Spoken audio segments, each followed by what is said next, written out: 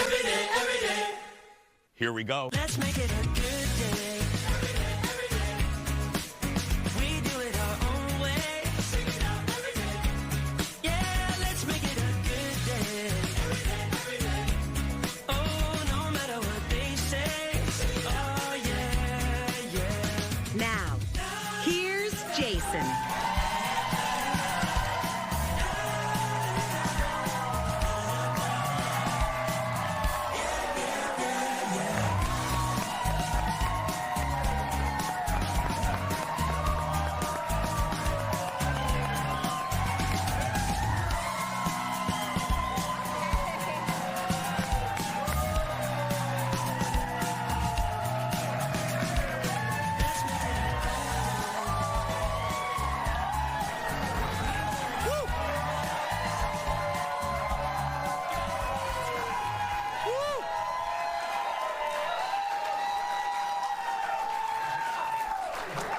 I felt like I walked through the Holy Ghost.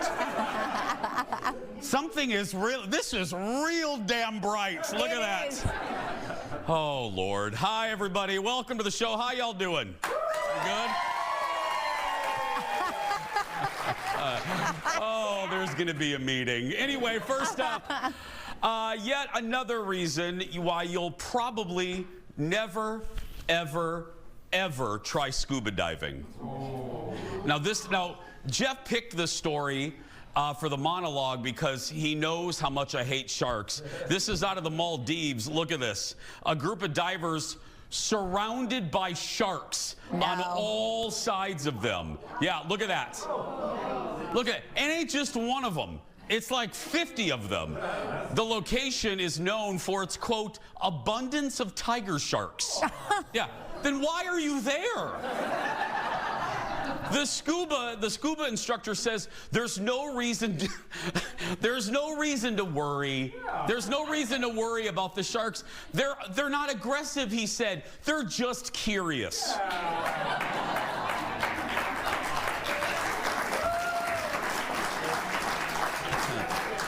That's what people have said about Fallon and I in the past. Yeah. Speaking of Miss Fallon, give it up for Fallon, everybody.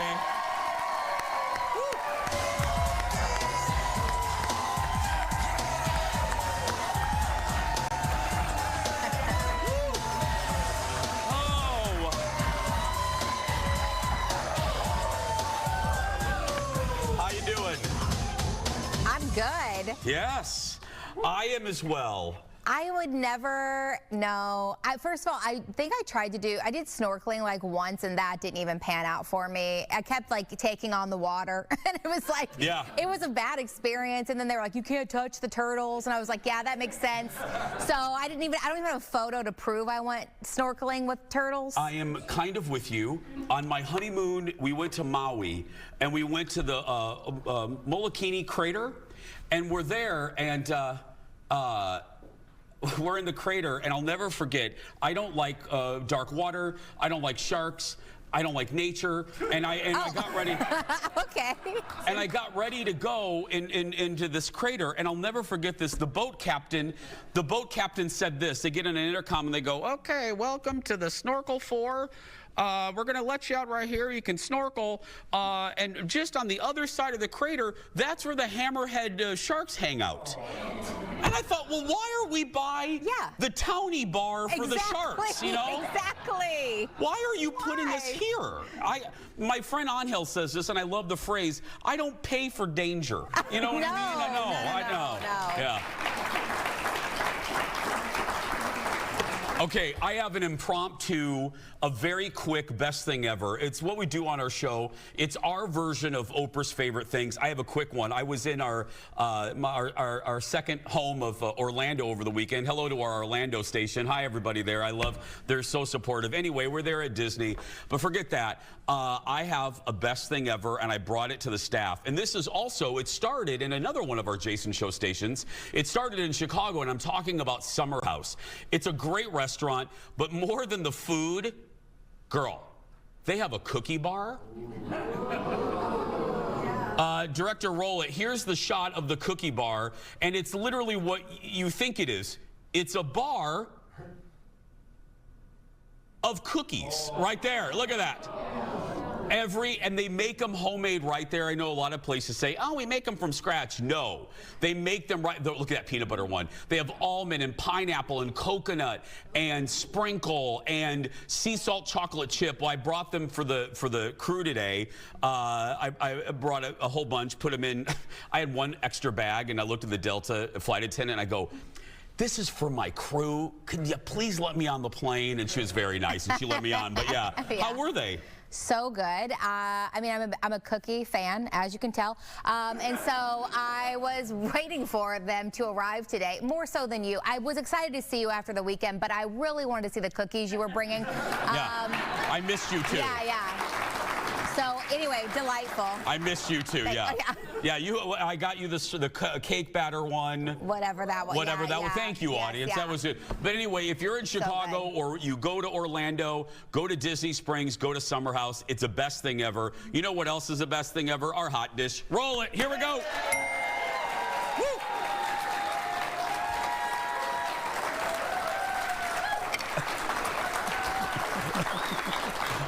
Even this is bright. Am I having a stroke? Everything is turned up. Yeah. I feel like it's very dark on me and very bright on you. If we look horrible, I'm very sorry. All of our lights are messed up today. I apologize. Mariah Carey would leave the set. Oh, I know. She would never. Everything is messed up. This is lovely. Let's get started. First up, of course, we start with the 97th annual Oscars. Anora was the big winner. Haven't seen it. Taking home Best Picture and 4 other trophies. Guys, if you know nothing about Oscars, just trust me when I say that's a big deal. Few films do that. But the show started, because remember, it's a show with a celebration of the biggest movie of last year. Look.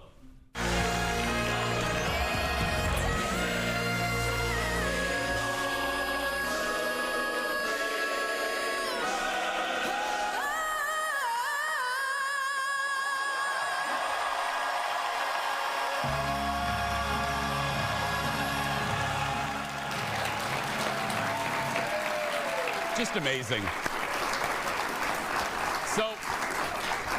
So much to say. I'll never fit it in this hot dish, but Cynthia Erivo and Ariana Grande performed songs from Wicked, The Wizard of Oz, and The Wiz to open the show.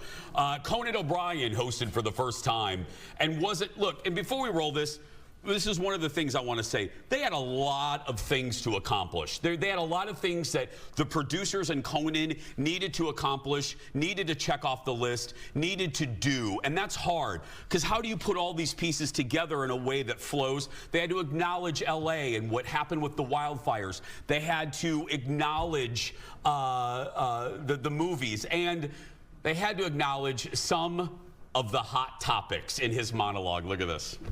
Little fact for you, Anora uses the F word 479 times. That's 3 more than the record set by Carla Sofia Gascon's publicist. Carla Sofia Gascon is here tonight. And, yeah.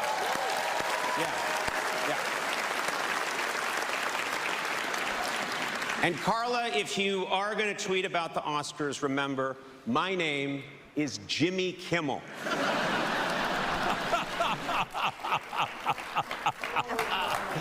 Oh, God. Okay, well, if you don't know, several weeks ago, she was called out for previous racist and Islamophobic tweets. And I believe even some tweets about her co-stars. Uncomfortable.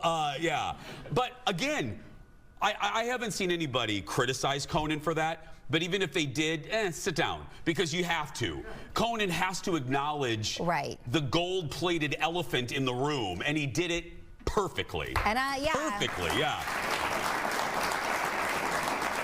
A lot of people think that those tweets resurfacing is the reason Amelia Perez did not win more awards the last couple of award shows as well. It stopped the momentum before that. That movie probably, we'll never know, probably was on track to win Best Picture? No. One of the best speeches of the night came from first-time winner Kieran Culkin when he went a little long, and unlike Adrian Brody, we didn't care because by the way, Adrian's speech is still going on.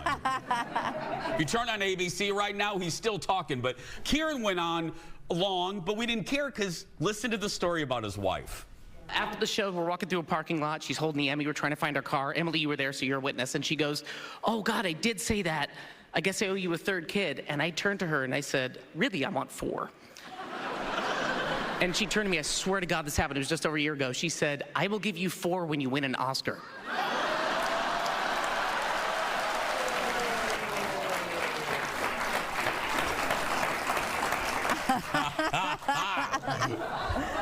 He should have to give everybody's acceptance speech. He should, yes. He was the best. He's so, because he doesn't care. I mean, he cares, but he doesn't care. No. You know, he just doesn't take it seriously like so many people. And again, if you're going to take a long time, if you're going to go long, you got to make it entertaining.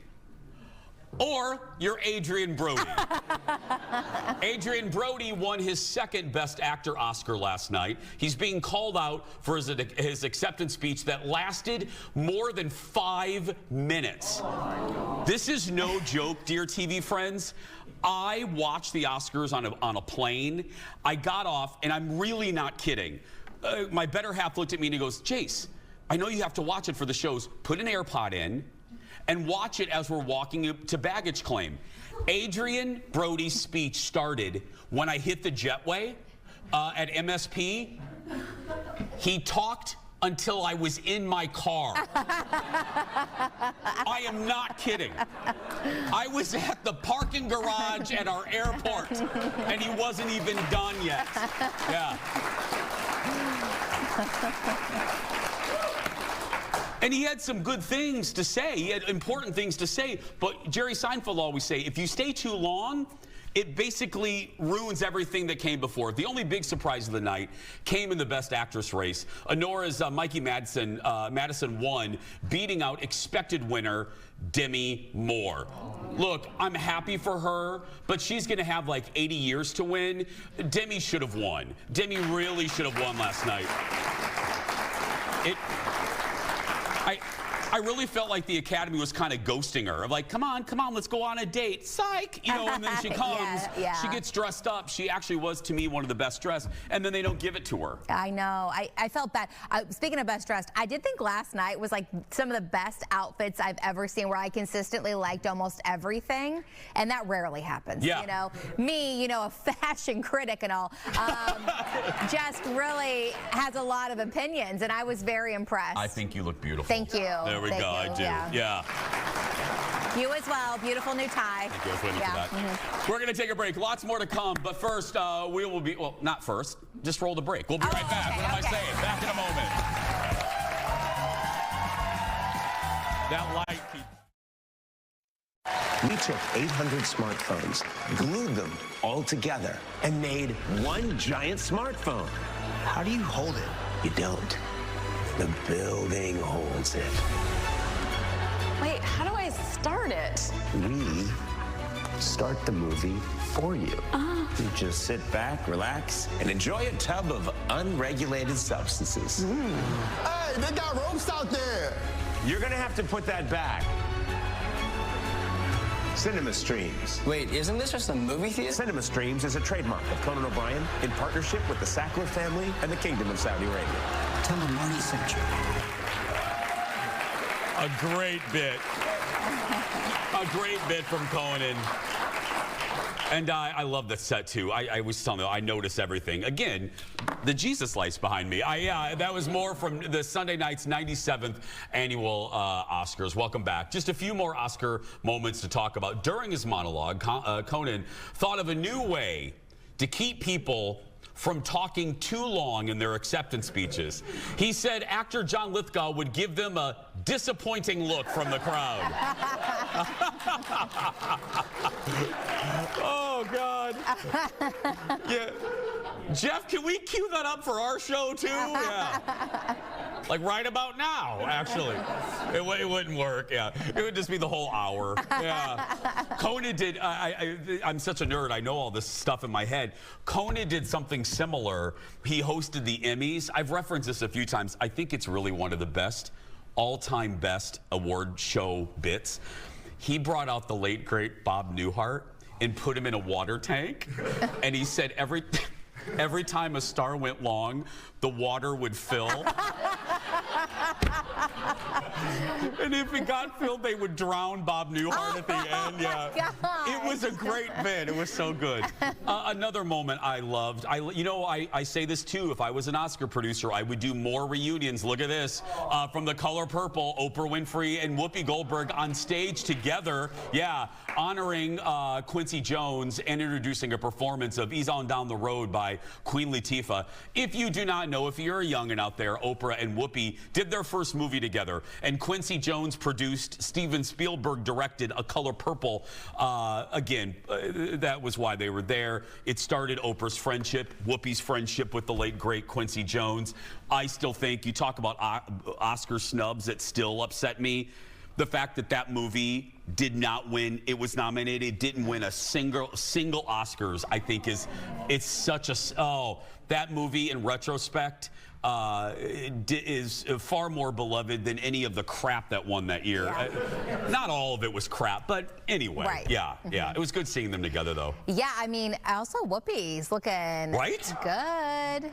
I love to see Whoopi in a dress because, you know, she dresses differently for The View, and she looked phenomenal. It was a Kristen Siriano dress, yeah.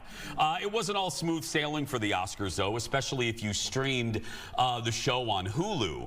Hulu's live stream cut out right before, it cut out right before the final two big awards of the night. Yeah.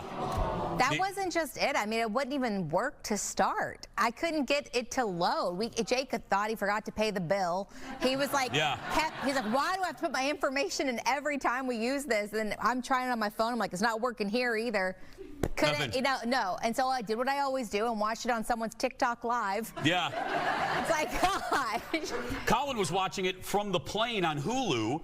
It stopped working, and I look at him, I go, watch it on YouTube. It's live, or we have the little airplane thing. Yeah.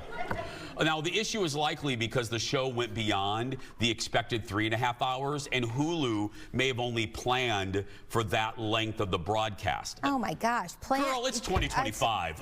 You can't if we can put people on the moon, Hulu can figure out how to extend the Oscars a half hour. You would think.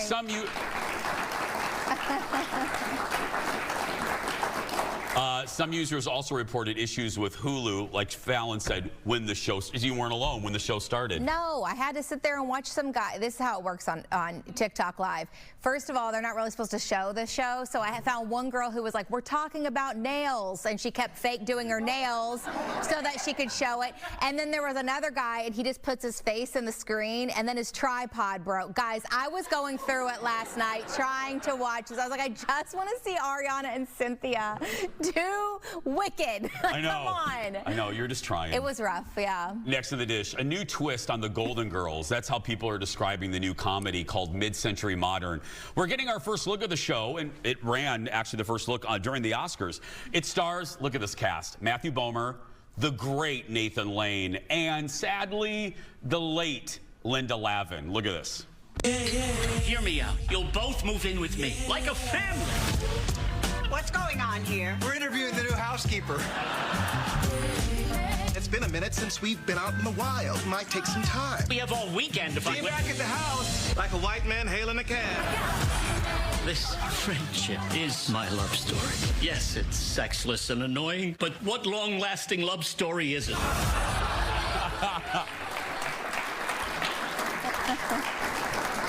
The full trailer comes out on Thursday. Mid-Century Modern premieres later this month on Hulu. The pedigree, let me just tell you, first of all, as you can tell, it's a take on the Golden Girls, basically. Instead of women in their 50s and 60s, it's gay guys in their 50s and 60s. I hope we're just as entertaining. And it's by, listen to this, it's by the two guys that created Will and Grace. One of them is Matt Muchnick, and the director, Jimmy Burrows, James Burrows, Cheers, Taxi, Friends, Will and Grace. He is basically the Pope of television directing, and he's fantastic. So that team behind it, and then our friend Billy Stritch, who is here, best friends with Linda Lavin. I know it's like 6 degrees of Will Smith, but or Kevin Bacon. Billy saw a taping, and he said your stomach will hurt. That the writing is as sharp as the Golden Girls. Okay, good. So yeah. I was the preview. I was like, I hope it's not a lot of like, here's a quick funny joke and some canned laughter. So I'm glad to hear that it's good. Okay. No canned laughter, and they did it old-fashioned style, a good old-fashioned 3-camera sitcom in front of a real studio audience. Yeah. Good. Up next, a new look at one of my TV idols. CBS Sunday Morning interviewed the author of a new book called Carson the Magnificent. It looks at Carson's 30 years at The Tonight Show and life off camera. Were there two Johnnies? Yeah, I think there were two Johnnies to a certain degree. On screen, impossibly cool guy, but there was also this side to Johnny that was introverted off screen. So I think some of the aloofness may have been introversion. Life with no audience was challenging for Carson. He was married 4 times. Johnny needed to be married for some reason. He needed to be with someone. He didn't need to stay married. He didn't need to stay married, and they would fall out. Johnny's behavior would pry them apart. They just never lasted. Aloof and cold. Yeah.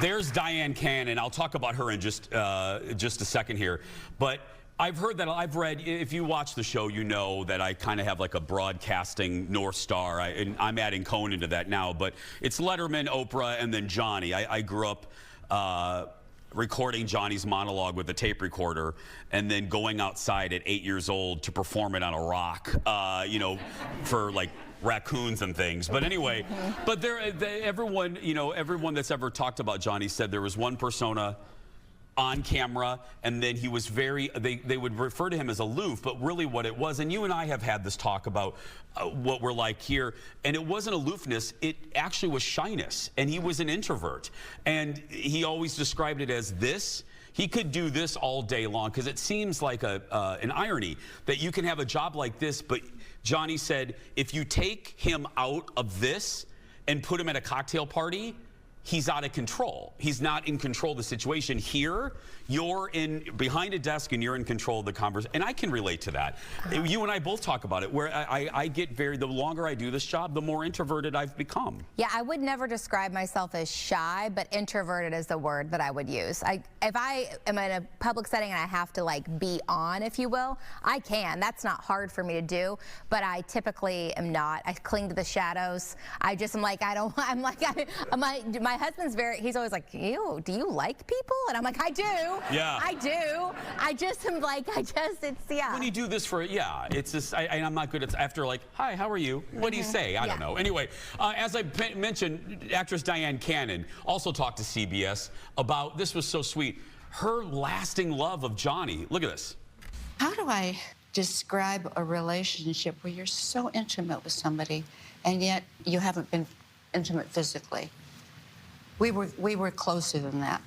Would you describe it as a love affair? Yes, absolutely a love affair. Absolutely. Real love. Physically, we were never together, but spiritually we were. Yeah. By the way, can you guys believe it? Diane Cannon right there, 88 years old. 88. Carson had a few of those really quick. I won't drone too much on. He had a relationship like that with Diane Cannon, and he also had that with Angie Dickinson. And you could tell, you could see the flirting through the camera, that they just really, it's like how I flirt with you. Obviously. That's right, Very similar, yeah. It's palpable. True. It is. We'll be right back. Back in a moment, everybody. I'm a married woman. I'm a married man. The show is everywhere right now. I'm talking about season 8 of Love is Blind on Netflix. Well, oh my God, you're here. Our special guest today in studio is Joey, one of the most talked about contestants, or should I say participants, from this season. He's going to answer all the questions, hopefully, when we return.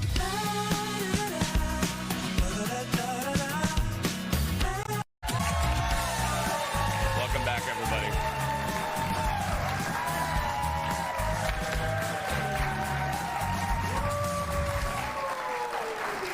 Welcome back. Fallon and I have been talking a lot about the latest season of Love is Blind, much to the chagrin of a woman named Rita who emails us weekly. Rita! Sorry, Rita. Your show has changed. Anyway. I had no idea. I love it. It features couples this season from Minnesota, and we're excited to talk about our guest today, even without Rita's blessing. Joey from Love is Blind is the first contestant to get engaged this season. He and Monica came out of the pods looking like a real promising couple. Look at this. We're totally thinking. I know, it's weird. Oh my God, your hair. I know. I did not picture your hair like this. Your hair, it's so beautiful. It's so You're beautiful. There you go. Putting your voice to you. I know. It's weird. Not weird at all having it, your love life be on Netflix. That's right. Joey and Monica are one of 5 couples to emerge from this season. Audience, give it up for Joey from Love is Blind.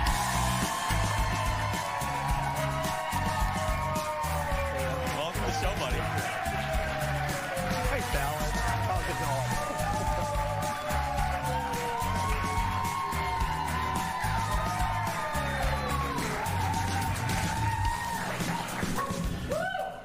Joey, here's how I know that people like you. We've been doing this show for 10 years. We've had Oscar winners. We've had Grammy winners. We've had a lot of people. And I've never had someone that worked in this building take pictures of you from the window up there. Disappeared. That disappears. Yeah. People are literally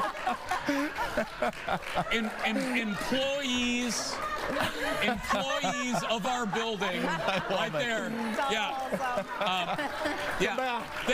Let me tell you, Joey, 364 days a year, they don't give a rat's ass about our show. But today you're here and they're coming out of the woodwork. Bring them out of the woodwork. Yeah. Let me ask a very broad question. Yeah. What has this been like for you? Oh, it's been crazy. I mean, going through the whole experience is just wild. I mean, it's like nothing you've ever done before.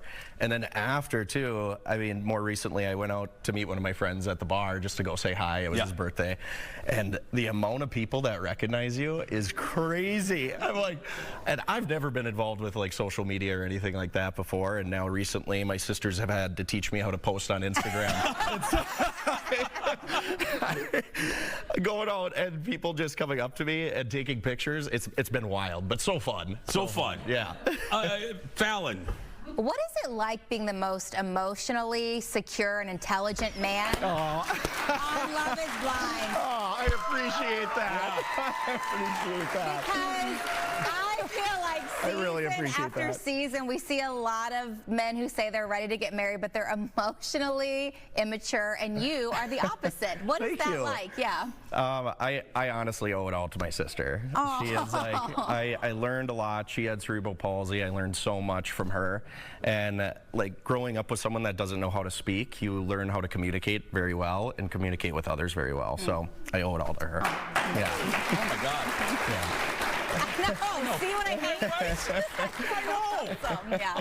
mean? Here's another kind of simple question. Yeah. Did they slip into your did Netflix slip in? Did Ted Sarantos slip into your DMs, or how did you do this? To get on the show? To get on the show. Yeah, they actually called me, and I actually denied them twice because I was kind of seeing someone at that point. So I was like, no, it's not going to work. That relationship didn't work out. And third time was a charm. My sisters were actually a big part of it because they were like, Joey, you got to do this. And I was like, I don't know. Like, and they're like, you have the personality for this. You will have fun.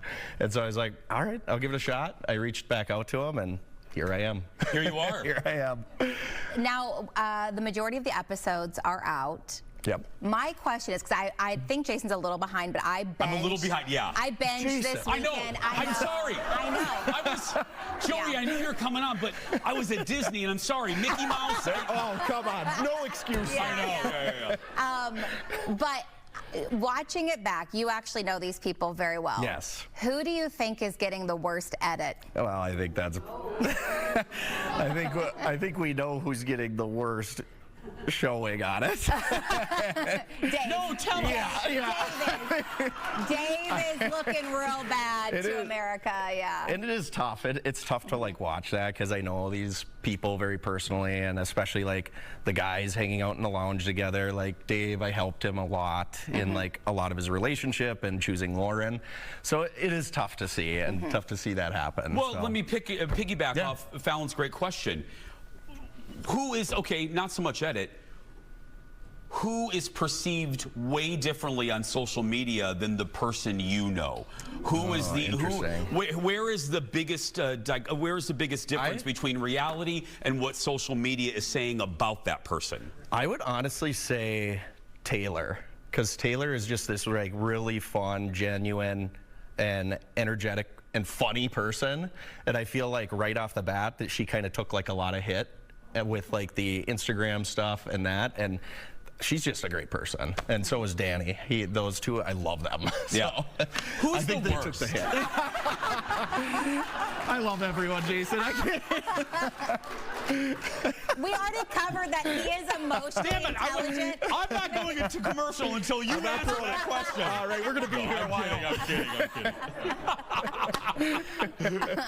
Fallon. Well, okay, so this is harsh, but a lot of people are calling this season like the most boring season of Love is Blind. As a viewer, I think it's because they spent too much time on the pods. Yep. I don't think there should have been 6 episodes. The drama always comes out when couples have to live together, when booze gets involed, the meeting of the people. Yeah, I know. The meeting of the people you didn't choose. So what are your thoughts? Yeah, I think it was a little too long in the pods, in my opinion. And also, I mean, a lot of us are pretty chill. We're from Minnesota. I think that kind of comes out in this. Yeah.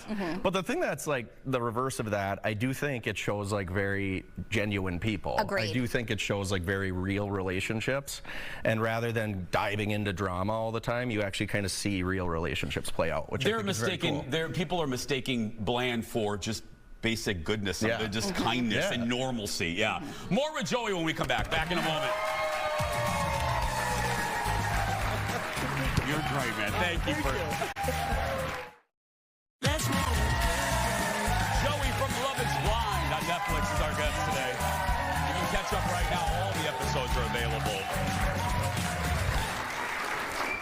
Okay, let's dig into a little bit, some details here. One of the, I think, second batch of episodes, you met Monica's family.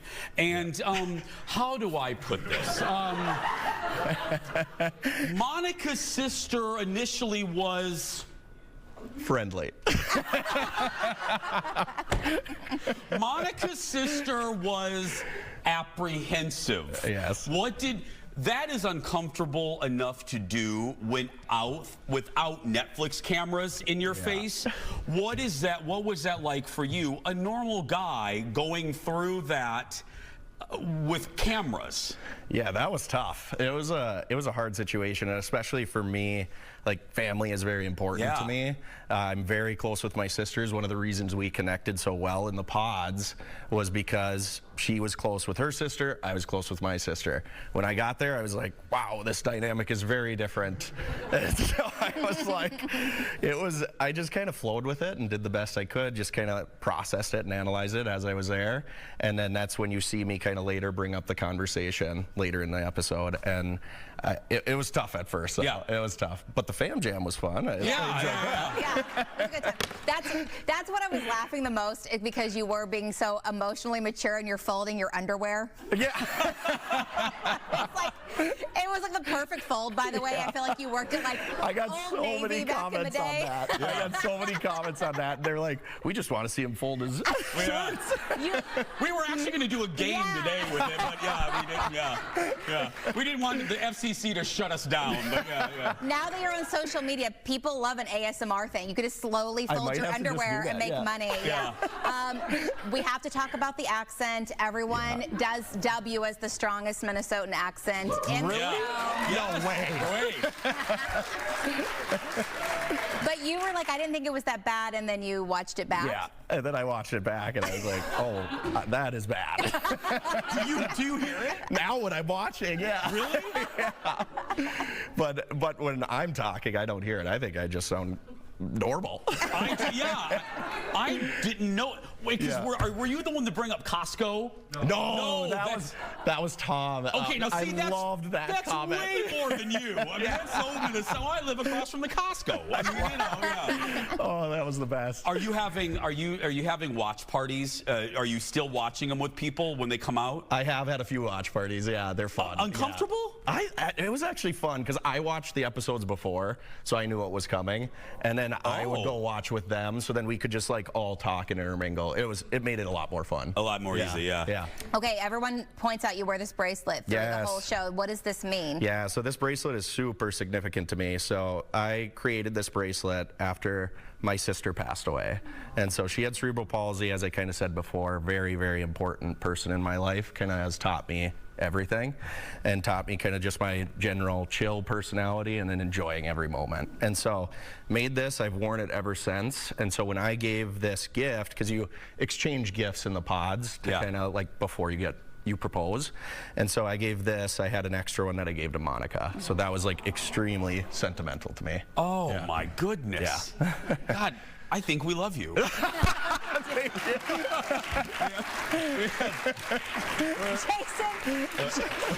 Jason is now hosting a new pod session. That's right.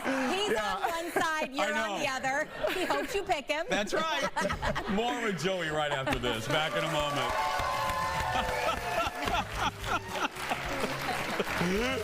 Oh, God. Ben was saying... Welcome back, everybody. Our special guest today, Joey from Love is Blind.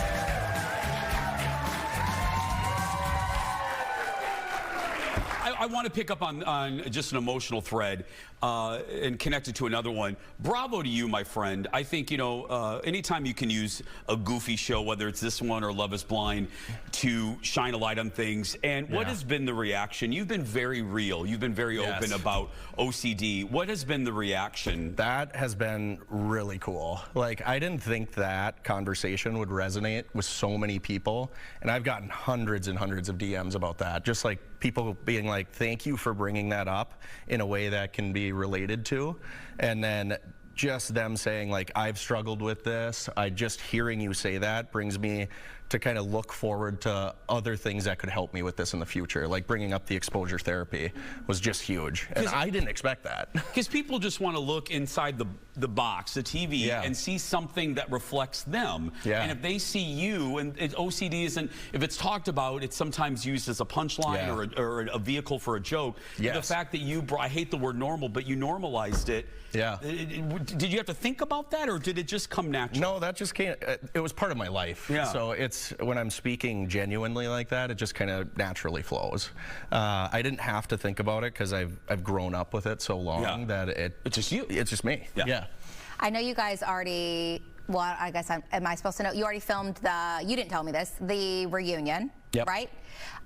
Anything explosive happen in that? I can't speak on it. I can't speak on it. I knew it. I knew it. We signed an NDA, so. That's fair. I know. I'm just looking forward to like a little.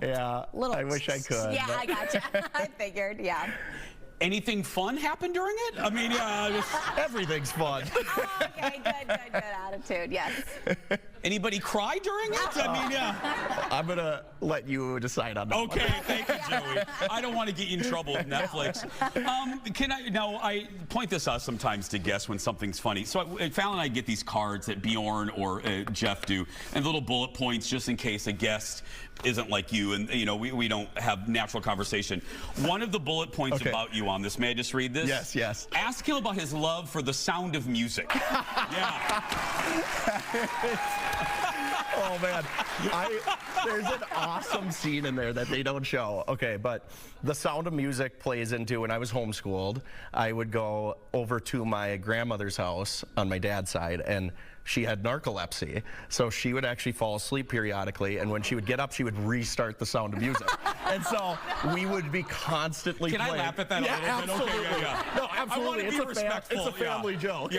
And so I literally would hear that the entire time I was being homeschooled. My gosh. So it was just repeat and repeat. So Monica and I have a date, and the next time I go in the pod and hear her voice, I start singing it. And I'm like, and that was one of the big reasons we connected. So I wish they would have shown it when I went into the pod, but it was hilarious. Oh my. Yeah. So how many times in your life do you think you've seen at least a part of The Sound of Music? Oh man, I don't even know. It's been a lot though. Oh my God. It's been a lot. I'm also like, how old were you? Your mother's here. Well, Yeah. did you know she was falling asleep all the time watching that?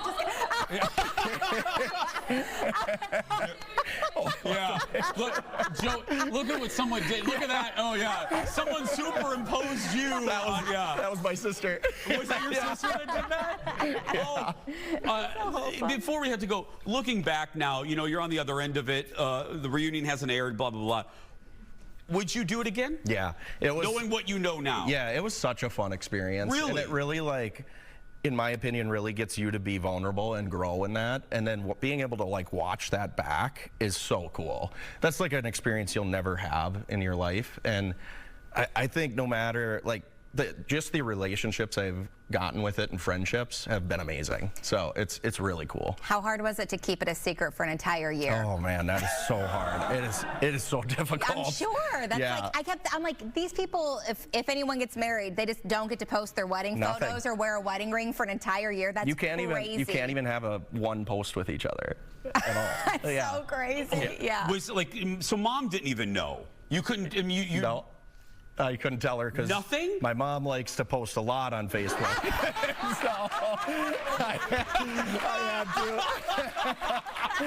So I had to keep that from her. Yeah. I mean, I get it. You would want to post about that, for heaven's sake. I mean, I can't imagine. Yeah. I couldn't keep something. I would slip accidentally and say, oh, I went to Barbados or wherever. Yeah. I knew if my slip would have consequences. So. Yeah. I want to end with a compliment to you. Whenever we have people, any type of guest, Fallon and I are, and everyone's grateful when a guest, as we say, comes to play. You couldn't have been more gracious, and what a great guy. Thank you for being here. I appreciate it. Thank you. Be sure to watch the new episodes on Netflix, and The Wedding drops this week on Netflix. Right, Mom? We'll be right back. Back in a moment, everybody. That was sincerely. Thank you, my friend. I greatly. Welcome back, everybody.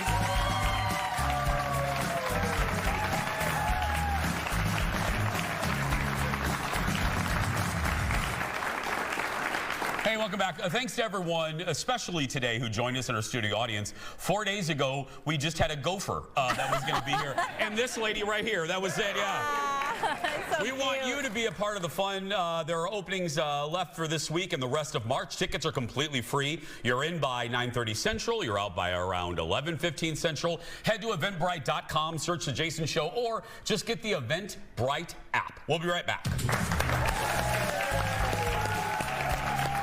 How's that Listerine? Welcome back. Oh, Fallon.